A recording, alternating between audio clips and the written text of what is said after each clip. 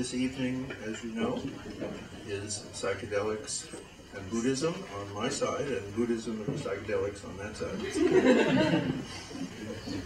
So let's start with just a little silent meditation. Probably most people have some experience with some kind of meditation. Maybe the most basic instructions that would be very beneficial for any Buddhist meditation or any psychedelic journey would be to be very present and open and aware of what's happening to you in your body and mind. So just for a few minutes, we'll just sit.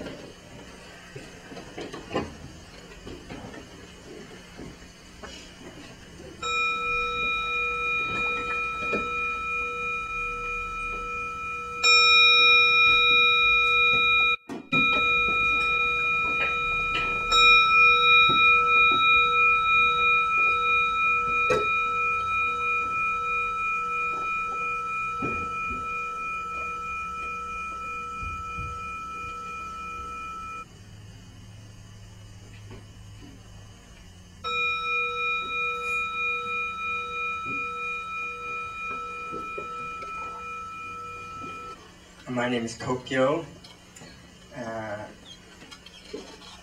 Should we say a little bit about ourselves? How much as you are willing to share? I've been a Zen Buddhist priest for 18 years in the tradition of Suzuki Roshi in San Francisco Zen Center. And mostly living in monasteries or similar environments over that time. And before I got into practice, or maybe around the same time I was getting into practice, some psychedelic experiences were really formative for me. And I think this is true of many people who end up getting into long-term Buddhist practices. They begin their practice with a whole new way of seeing the world through such an experience, and often then they'll put it aside or they'll integrate it some way. But for me, it's something that I really honor in my life, and that's something we can explore. Is there some connection there? But for me, I think it was a significant condition for basically like giving my whole life to Buddhist practice.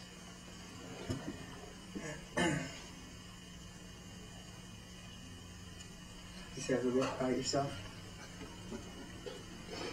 I'm Jim, and I guess mine might be the opposite story. That when I used psychedelics, I had no interest in Buddhist practice, and I have become incredibly fond of the wisdom of Buddhism, as well as the wide range of opinions within the Buddhist community about psychedelics and about the whole question of natural and unnatural. And when we met and really liked each other, I said, it'd be interesting just if we talked about this. And much to my amazement, Kyoka said, yeah, that's a good idea. And then I said, how about it at your Zendo, which would not have held us all. And we ended up actually changing rooms because when we put out the notion that we would discuss this as a group, a great many people expressed interest. And then a lot of people, as happens this day, said, well, why don't you film it, podcast it, stream it, make it easy for me. And particularly when they were saying this from South Africa and from Canada and from Croatia, we then asked Bryce if he would make this eventually available to other people. Because it looks like it is a concern. Certainly it's a concern those of us who work primarily in the psychedelic world, research and otherwise, are very aware that there's a range of experiences which apparently appear to overlap the classical mystical experiences of the great traditions. And there's a huge number of psychedelic experiences that have nothing to do with that. And that as we look in the kind of literature, most of that distinction is totally fuzzed away. The people who basically psychedelics are good for everything on one side, and the people that psychedelics are somewhat worse than your fantasy of the political party you're not going to vote for. Also appear. And then so that every tradition has its different versions of what's the correct way to be. And I looked at my own background, what I knew about Buddhism, and I thought, I'm actually fairly open on this topic, because my concern is what is the proper place of altered states of consciousness in contemporary society. And one of the places where it is the most open for discussion is within Buddhism. Someone suggested that if this was an interesting event, that we might, go on tour to, say, San Francisco. And I wrote back and said, should we do another one on Christianity and psychedelics? And the response was, you won't get many people to come. So it's a curious about that distinction. And what we're hoping to do this evening is look at some basic precepts of Buddhism and where the issue comes up. And then really find out why you're here and what your questions are, or things like that. And this has been put together by an enormous team of people. It may take a village to raise a child. It takes more than that to put on an evening. And so there have been people who have donated time and chairs and brownies and sound system, film, the co-sponsors of Sophia University, and there are people back there you may want to talk to about Sophia University, which used to be called the Institute for Transpersonal Psychology. MAPS, most of you ran into if you came in through the door. And the Council for Spiritual Practices has sent along a few gifts for those of you who are somewhat more serious in your Buddhist practices. And so let me just ask a question, just a little bit of demographics, which is, how many of you have not used psychedelics? Not used psychedelics. Okay. There you are. Okay. How many of you have not participated in something that a Buddhist helped you participate in? Okay. So the overlap, except for one person, is right 100%. Okay.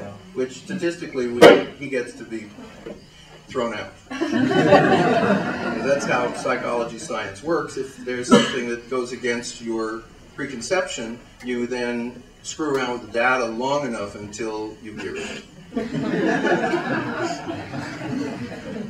One might say there's a parallel in religious history, but we won't go there. So that's what we're here to do. And so the evening is really open between us and open between us. Several things just to keep in mind. One, it's warm in here. And what I've found is when a room is uncomfortable, if we all acknowledge that, then that's the way it is.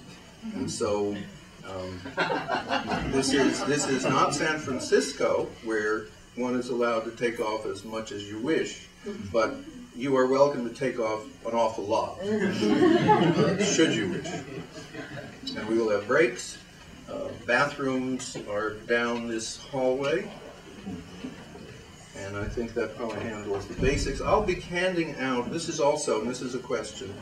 I would like you to be participants in a national research study, for which I have a one-page form that takes about 5 minutes. And and I would be very appreciative if you would. And I also already have one request from an East Coast researcher who wants to know whatever it is we find. Because where else am I going to get this kind of a group? And someone has accused me of developing crowdsourced research. And once I read it, I thought, ooh, that's so much better than I thought of. I just thought, since I'm here someplace, I'd kind of exploit people. So I do have a one-page form, which I'll hand out at some point. The other is, let me just give you a little news from the hinterlands. And this is actually not known until, to very, very few people. But Johns Hopkins, as some of you may know in the psychedelic world, has been doing a series of research studies, including a number of them dealing with the interaction of spiritual experience and psychedelics. There's a lot of other research with various illnesses, but this is the only set of studies about health. This is from the senior investigator, Roland Griffiths. We have a study in active planning stages to investigate the subjective, behavioral, and neural, MRI, acute and enduring effects of psilocybin in long-term meditators. We expect to start enrolling during the first quarter of 2013.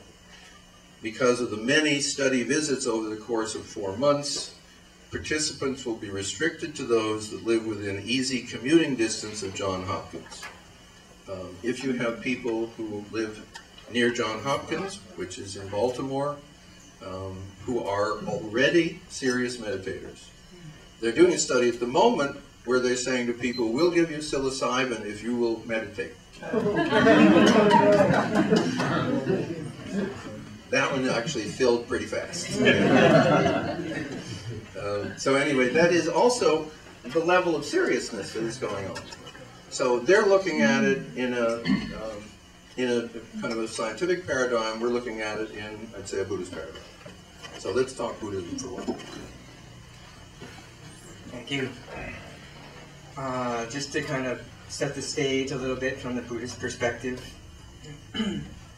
First of all, Buddhism is, we could say many things about it, but foremost it's about kindness and care for each other. And so let's have that be the mode for the evening. Facebook was one of the main ways we advertised this event, and there were some strong debates, maybe we could say, going on the Facebook events page about this issue. And sometimes the tone was not completely kind and gentle. So there's room for debate, of course. We want to challenge each other, but let's do it really kindly with loving speech tonight. And also, I think it's nice to start this conversation with one of the big issues that people have in Buddhism around this topic is what we call the fifth precept. For those who don't know Buddhism, there's, from the earliest days of the Buddha up to the present day, all Buddhist traditions we call ethical precepts. This is the foundation the Buddha taught for all other practices of meditative absorption and wisdom of non-duality. Always precepts, ethical conduct comes first. And that seems appropriate to me, that seems wonderful.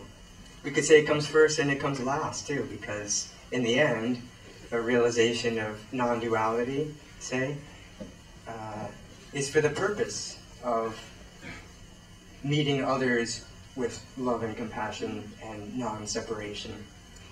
So, the fifth precept, this goes back to the early Buddhist time for lay people and monastics all agree on these precepts, and the Zen tradition I'm part of, and Vajrayana and Theravada, everyone agrees on these basic 5 precepts. And they're about ethical conduct, they're about how we refrain from harming each other. So not killing living beings, not taking what's not given, stealing from others, not misusing sexuality in a harmful way, not speaking falsely, lying to protect ourselves and harm others. And the fifth one is originally worded in the Pali and Sanskrit as not consuming alcoholic beverages that lead to heedlessness or carelessness. And I think it's interesting that the first four are not explained. It's maybe obvious: killing, stealing, misusing sexuality, lying. So in the original language list, they're very short, but this one is much longer line. It's the one that explains the reason for it. And I think it's partly because these precepts are ethical. They're not about like how the mind works necessarily. I think the Buddha originally taught them as these are just ways to avoid harming others. And so the Buddha could see, even 2,500 years ago, that that alcohol could lead to basically breaking all the other precepts. That's what we call heedlessness or carelessness. It leads to harming others. If it doesn't, then that's great. But he just saw that pattern again and again. And I think that there was, in the Buddha's time, we're not sure, but probably cannabis was being used in India at that time. It's interesting that he didn't include that. It specifically says alcohol. Now in modern America, we say, well, but it's much more complicated. We have all these other so-called intoxicants, so we just say not intoxicating or taking intoxicants. But if we look to the tradition, we can see, and also we can see in modern times that, I think I read this statistic that there's 100,000 deaths per year due to alcohol-related issues, and I don't know if there's been any deaths related to psychedelic issues. Maybe a few, especially maybe accidents, things like that, but not kind of like physical, internal harm. I mean, we could talk about this more, but I think the main issue is, does it lead to harming others? Does it lead to carelessness and heedlessness, where we start disrespecting others through having altered our mind in some way? So if we do or don't use psychedelics, this would be like the bottom line thing. Is it harmful to others? And ourselves is included too. Now, in early Buddhism and current, what we call Theravada school, they interpret precepts very literally. So it's like the Buddha taught it, no, not a drop of alcohol. People in Thailand, for example, some people may follow this very literally. In what we call Mahayana Buddhism, of which Zen is a part, and Vajrayana, Tibetan Buddhism is a part, there's a slightly different take on the precepts. They're more about skillful means and compassion for others. So they're not necessarily followed completely literally the way it's said. And this is not just a modern thing. This goes back to ancient Indian teachings of Bodhisattva path, where compassion comes foremost. So like a common example would be, like there's a precept about lying. In the early tradition, it's like, no matter what, you just never lie. In the Mahayana kind of skillful means Bodhisattva tradition, it's whatever's beneficial to people. So say you have an innocent person hidden in your house, and somebody comes looking for them to kill them, for example. You want to protect them, and they say, is that person in your house? You say, no, they're not. You lie, and the Bodhisattva's vow, in this case, is to break the literal precept to help that person. That's the Mahayana spirit of precepts. So this fifth precept is dangerous, because we have to ask, if we go against the literal meaning, of either alcohol or to include all kinds of other anything that alters the mind in any way. If we violate that on the grounds of compassion, like we think this would be beneficial to others or ourselves, we have to be very, very careful. I think it's very easy to fool ourselves. That's why this Mahayana great vehicle is very challenging. It's why it's more profound in a way than just literally following rules. It's like we really have to ask deeply and very honestly check with ourselves, do we really feel this is beneficial? So I think that's a good context to look at use of different substances. We feel like it'd be beneficial to ourselves, and from a bodhisattva perspective, we don't really think so much about is it beneficial to ourselves as the foremost thing, but is it beneficial to our ongoing unfolding of realization so that we can help others. It's really about compassion and helping others in the end. So some people might go into like solitary retreat for years and years. It might not look like that's compassionate work to help others, but if they're doing it in the bodhisattva spirit, they're doing that work on themselves in order to eventually benefit others, particularly benefit others by the realization that we're really not separate. Anything that helps unfold this radical realization that we are not separate seems very beneficial. So that's one way of talking about this fifth precept, and it's not kind of like licensed to do whatever. It's more like the challenge to look really deeply. Do we feel like if we go against a literal meaning of a precept, we have to be very scrutinizing with ourselves about our intention. It's about intention. Is this a beneficial intention for ourselves and others?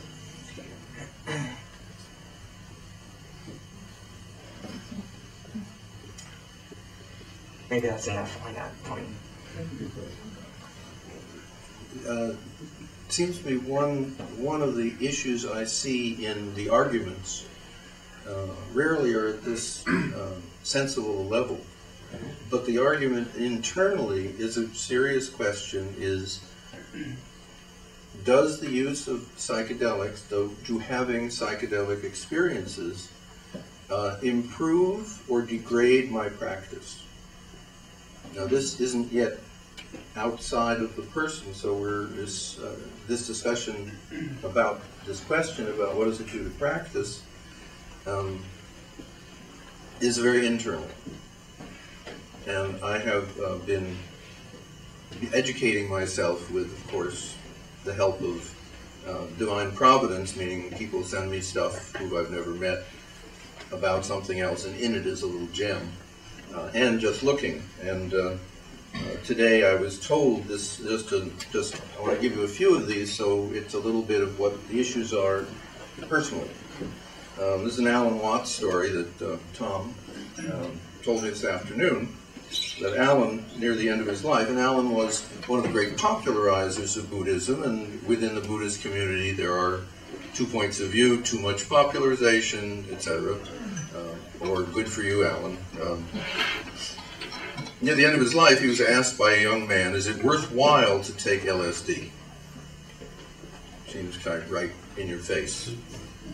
After pondering a bit, Alan replied, that's like asking me if life is worthwhile. And, Alan continued, for God's sake, don't take any street acid. So there's a level of kind of bodhisattvaness and a level of extreme practicality.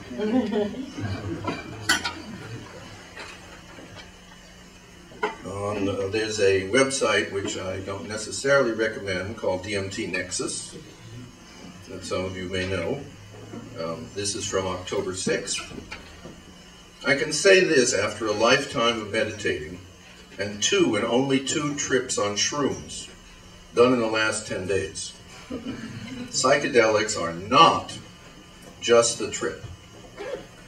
The lasting, and I mean they don't disappear after the trip is over, the lasting effects are huge. They're bigger than the trips. The changes in me have been profound and seem substantially permanent. But I agree with others. It is best to work on yourself using all available methods. And a comment from someone I don't know named Oliver Hockenhol. I personally know a Zen monk who's the holder of a lineage who's practiced Zen for over 30 years.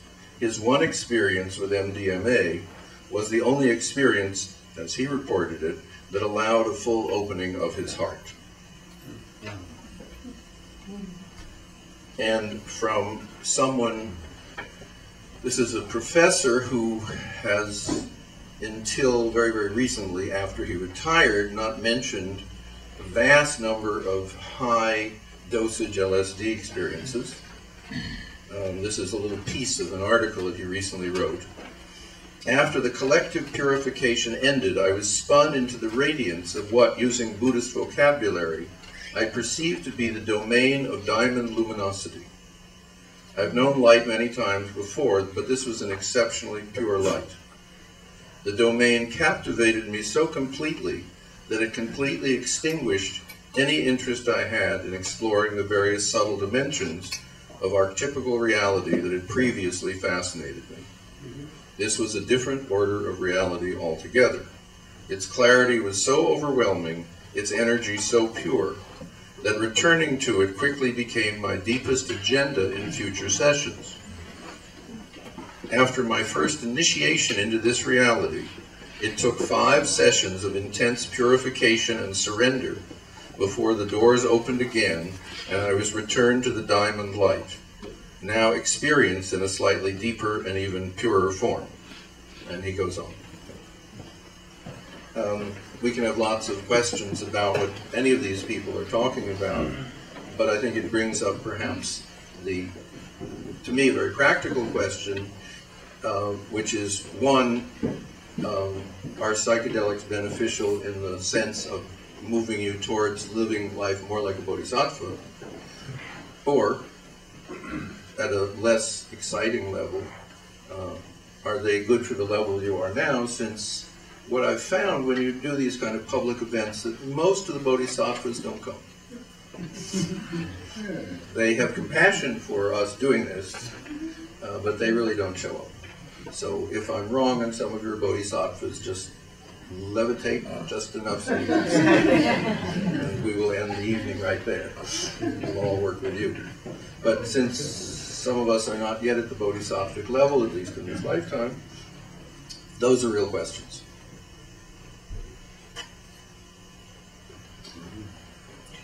Maybe one place we could go is to talk about,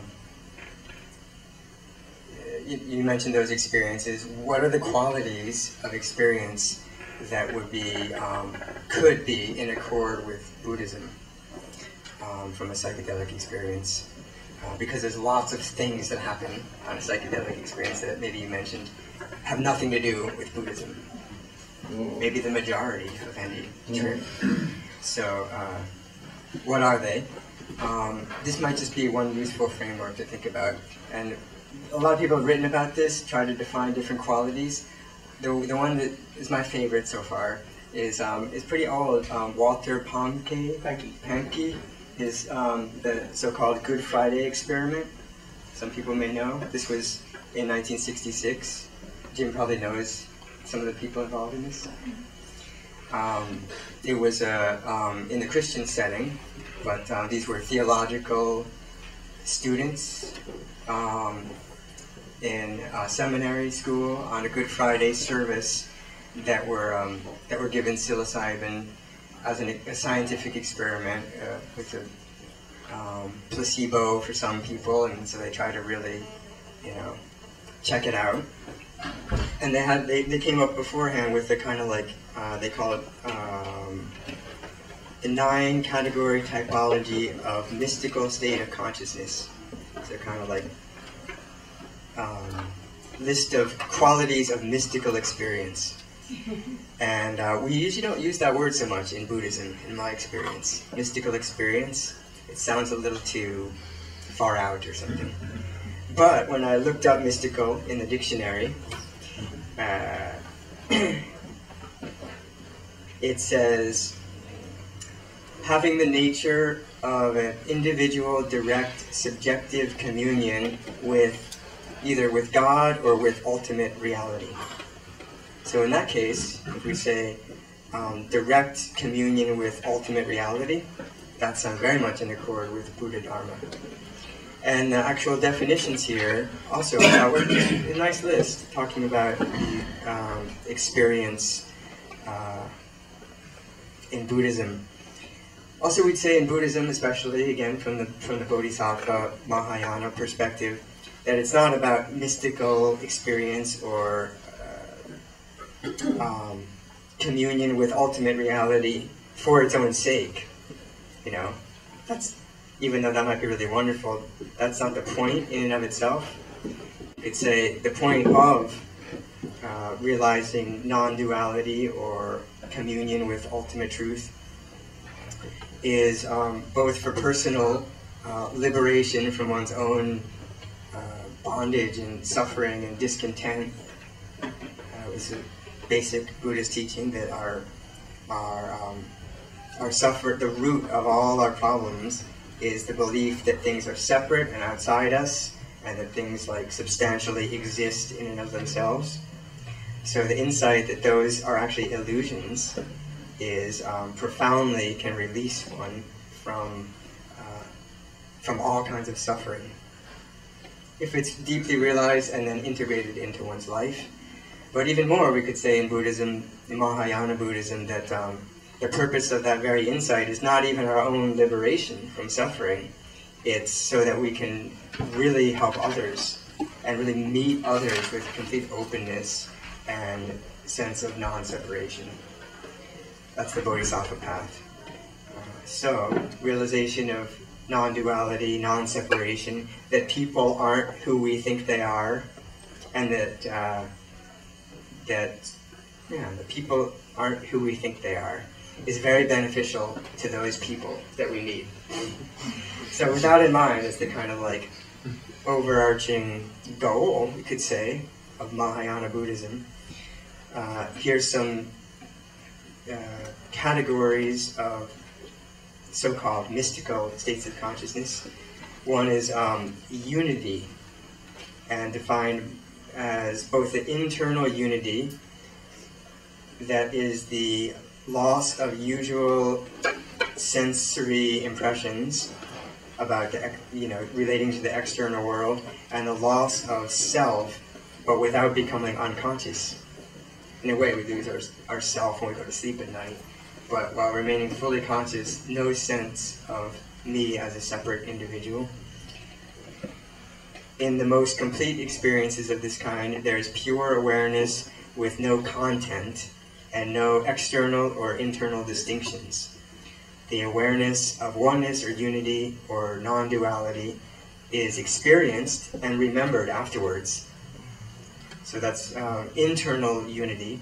External unity finds unity through the external world, perceived outwardly with the physical senses. So a sense of underlying oneness is felt behind the multiplicity. So this is like there's still apparent external world, but there's no sense of separation between ourselves and the objects of the world, even though we're perceiving objects. That's an external unity. All objects are part of the same undifferentiated unity. So then some other ones are transcendence of time and space, both clock time and our own sense of personal past and future history. Maybe not as important in Buddhism, but I think you do find Buddhist teachings about this too. Deeply felt positive mood, joy, blessedness, or peace. Again, Buddhism doesn't emphasize this so much unless it's the peace and joy of complete non-grasping. So if some kind of psychedelic experience is really blissful in and of itself, that wouldn't really be a reason to, any kind of joy or bliss that's conditioned in any way wouldn't really be the bliss of nirvana. Buddha does say that nirvana is bliss, though. Sense of sacredness, a non-rational, intuitive response of awe and wonder. I think we might not find that in the sutras exactly, but I think that's definitely a quality of experience of Buddha Dharma. Another big one is that I feel like, besides unity, maybe the most important is what he's calling Panki. He's calling objectivity and relativity. But he's defining as an insightful knowledge felt at an intuitive, non-rational level, gained by direct experience, and the certainty that such knowledge is truly real, as opposed to the feeling that the experience is a subjective delusion. So probably many people, I know I have felt with psychedelics that knowing that this is the influence of a chemical, but knowing that even so, the realization of how things are at that time is that is not just a chemically induced illusion. I think that might be familiar to people. The deep conviction that really we aren't separate. We know that, even though there's a lot of maybe other distortion and so on happening. On the deepest level, we're convinced beyond any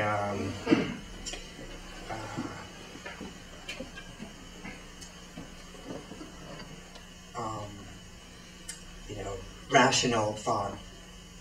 Paradoxicality is another quality of mystical experience. Like in Buddhism, we might say, form itself is emptiness. Emptiness is form. It's paradoxical. It doesn't really make sense rationally, but in a mystical experience, it makes complete sense. And related to that is alleged ineffability, meaning the experience is beyond words. So if somebody were to say, well, can you explain how form really is emptiness? I'm sorry, no. Transiency is the temporary nature of mystical experience, that we do return to usual experience for the most part. Maybe the Buddha never did, but most part it's a temporary experience. And then maybe also, lastly, and maybe most importantly, is persisting positive changes in attitude and behavior after the experience is over. And this is 4 parts. Positive changes toward oneself, toward others, toward life, and toward the mystical experience itself. So positive changes in relation to oneself would be like that personality traits that we haven't really noticed, like kind of unconscious problems, issues with ourself, karmic tendencies, we'd say in Buddhism, are faced, seen directly, and dealt with. And I think this is a kind of maybe a more like there's the ultimate realizations that could happen in a mystical experience, and this would be more like a conventional realization, just this mundane karmic stuff. And a very important part of Buddhist practice. We're dealing with our stuff, and both deep meditation practice and psychedelics can also have this tendency of bringing up all this unconscious sludge of our kind of karmic stuff, to really look at it in a kind of therapeutic way. Change relating to others, and I think this is very important and true in both the cases, that more sensitivity, tolerance, love, and openness of others. Lasting changes through mystical experience. Changes towards life itself, particularly relating to the meaning of life, vocational commitment, appreciation of all life are strengthened. And changes toward relating to mystical experience itself. It's regarded as valuable and useful. It's easier to appreciate and understand others' mystical experiences and their crazy talk about mystical experience. If we have that, I understand. It might be different than mine, but I deeply honor that possibility. So it's maybe a framework we can get into some of like what we're talking about here. Those that wonderful list, as I was listening to it, I was going back into my own past and kind of making little check marks and maybe not making little check marks. Was that true for some of you? Yeah. Were you checking off psychedelic experiences or times of Buddhist practice? Or both? I mean, that's really the question here is, are these overlapping worlds? Then the next question is that a good idea, and so forth. And then also, are there problems here? And so I think at this point, we're going to take a break in a little while, but why don't we try a question or two and see what happens. Now, just so you know, and some of you I know have forgotten this, but I'm going to tell you what a question is. Some of you have been to other events. A question is a sentence, one sentence. It may have a clause or two. At the end, the voice goes up. It is not a statement. It is not a position paper. It is not a chance to sell something. And it definitely does not start with, before I can ask my question, I have to tell you about my trip.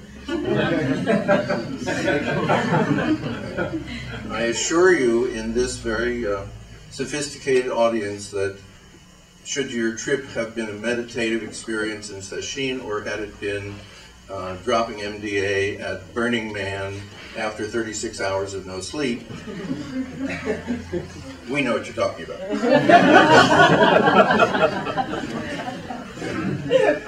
So, it's clear what a question is? Now, I should warn you that I have a terrible habit of when you forget, I remind you.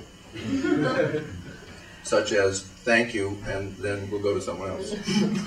So, if there's a question, or if at least you can fake it, you know, you can pretend it's a question, it's okay. But it has to still meet the criteria. And let's see, because one of our questions is, see, we know why we came here. Because we like each other, this is a fun way to spend an evening, and we get to talk about these things. Had we charged you, we would have really known why we got you. But what we agreed on from the onset is, Tokyo said, this is donations, which is simply a better way to live. So we don't have a lot of stake other than that we're already having a wonderful experience. So we don't know why you're here, and one of the possibilities is you have a question. Now, remember, the chances of getting an answer are slim. But a question is far better than an answer. The problem with an answer is it ends the discussion. So I think what we will probably have is questions and then comments. So let's see what happens. Does someone have a question? Yes, please. I think I can speak loud enough. I want you to stand up because that'll make you speak a little louder. Okay. Either with psychedelics or practice, how do we get past the problem that once we've seen something, now we want to get back there and we're grasping it and we're looking for it, and it's really hard to get there because it's a state of innocence, right? And so that's been my personal experience, is that I had a, well, you get the idea. That's a great question that I think we definitely want to talk about. Is we have a wonderful experience that we feel like is really beneficial, and then how do we get back there? It's a state of innocence. So any movement or wish to get back to a state of innocence is already not innocent.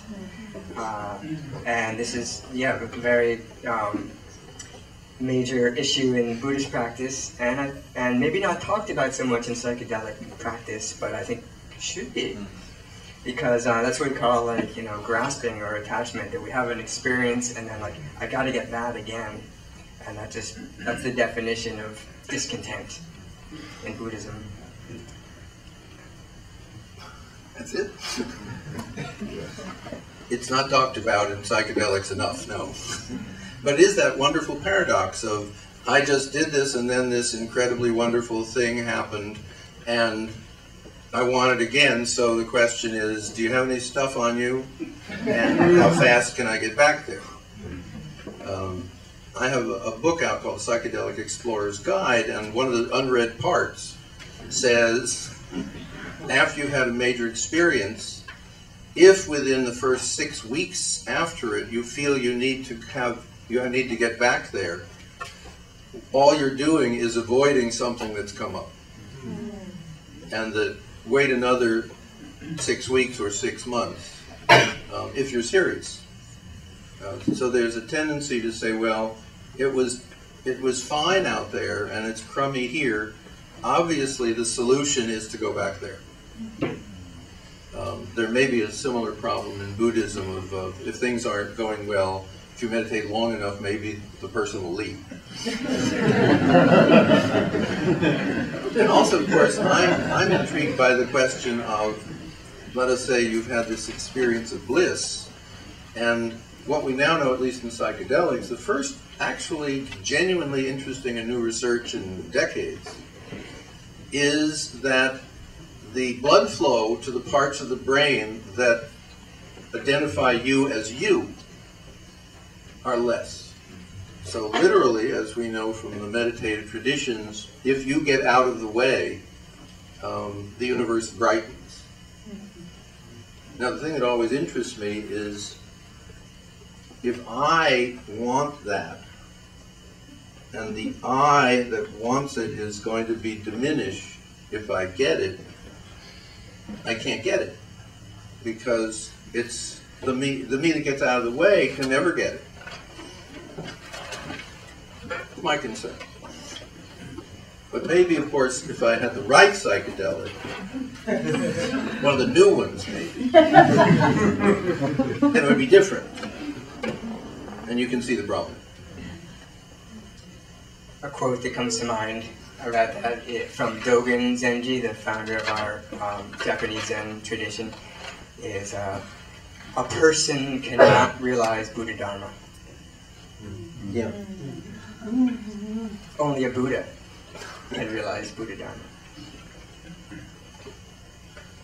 So the question I think has to then be remain as a question. And again, what's the purpose of practice, if that practice is psychedelic or if it's Buddhist? Because one of the other questions is, if most people are not going to probably have this total highest and best experience, and certainly, like Buddha, won't retain it. But actually, maybe I'm wrong. Let me ask a question. Whatever that highest and most amazing experience is, let's call it the unity where there is no division between you and the universe, and that you understand that there is no distinctions of time and space, and that while your personality and body are mortal, you're not. You know what I'm talking about. How many of you have actually experienced that? Okay. So here we are, and everybody came back.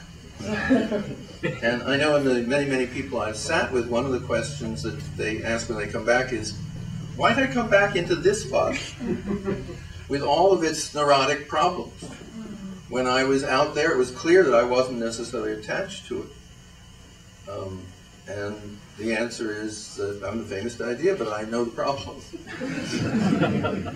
I was just appalled when I returned as a graduate student at Stanford, of all places.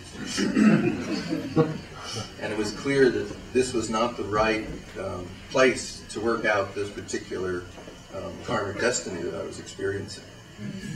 So it is a problem, and it is a question, and it's useful to keep it as a question. And it's the question really of, what is my motivation for what I'm doing? And the deeper question, of course, who is it that has such motivation? And perhaps below that, what is it that propels me to ask that question? And we can keep going down. So listen. Another thought about this is, particularly in Mahayana Buddhism, we talk about the realization of a Buddha, and that the mode of life we want to keep in mind is the integration of what we call the ultimate truth and the conventional truth, and that they're not separate. The ultimate truth, where there is no division, complete unity, there's no self and other, emptiness. And then the conventional truth, where there is self and other, there's the appearance of self and other, and the appearance of landing in Stanford, and me with a certain name and all that. And that those two truths are not separate, the conventional and the ultimate. And if you get stuck in wanting to live just in the ultimate, that's not the way. You can't actually relate to anybody there, because there isn't anybody. So, complete integration. And of course, most of us are living in the conventional truth, the conventional world, almost all the time.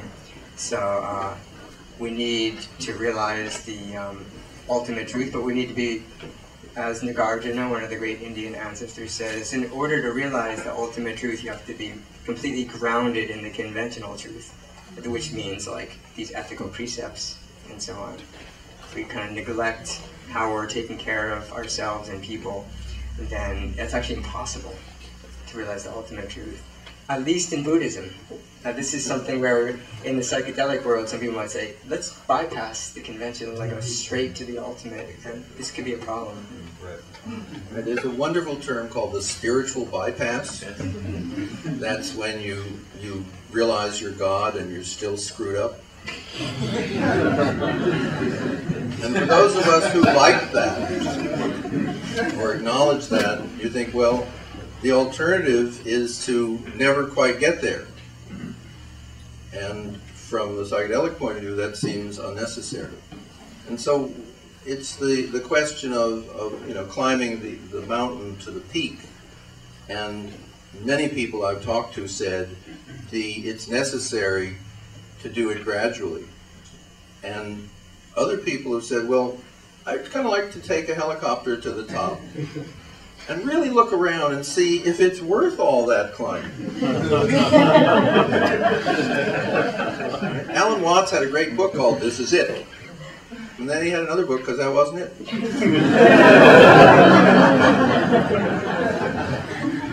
So there we are. And given that we are all divinely realized beings, and there's only one of us and there's total unity, but at another level, it's probably time for a break.